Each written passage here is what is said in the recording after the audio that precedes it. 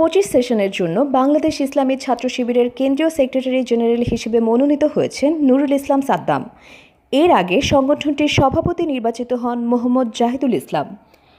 আওয়ামী লীগের ১.৫ দশকের স্বৈরাচারী শাসনের অবসানের পর প্রথমবারের মতো রাজধানীর সোহরাওয়ার্দী উদ্যানে প্রকাশ্যে এই সম্মেলনের আয়োজন করে ছাত্র শিবির। সেখানে সারা দেশের সদস্যরা এই সম্মেলনে অংশ নেন। এই সম্মেলনে 2025 সেশনের জন্য নির্বাচিত কেন্দ্রীয় সভাপতির নাম ঘোষণা করা হয়। এর আগে নুরুল ইসলাম সাদ্দাম বাংলাদেশ ইসলামী ছাত্র শিবিরের কেন্দ্রীয় দপ্তর সম্পাদকের দায়িত্ব পালন করেন।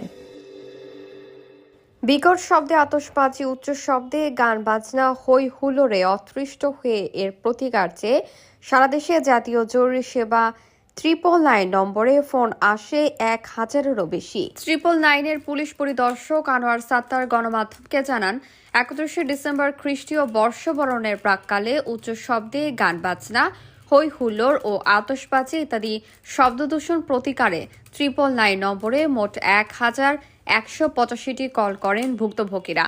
এর মধ্যে ঢাকা মহানগর থেকে 387টি কল এবং দেশের অন্যান্য স্থান থেকে 798টি কল গৃহীত হয়। এসব ক্ষেত্রে জাতীয় জরুরি সেবা 999-এর পক্ষ থেকে সংশ্লিষ্ট থানা পুলিশকে বিষয়টি জানিয়ে প্রতিকারের চেষ্টা করা হয়।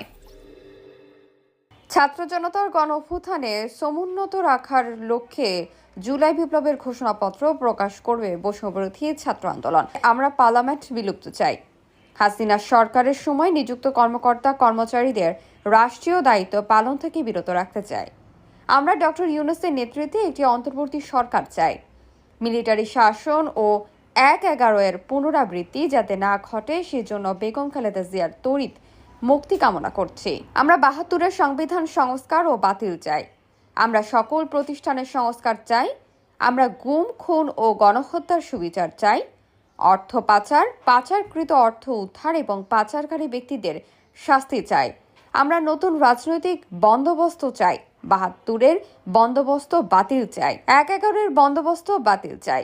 আমরা একটি গণতান্ত্রিক প্রজাতন্ত্র, ডেমোক্রেটিক রিপাবলিক চাই। আমরা বৈষম্য চাই না।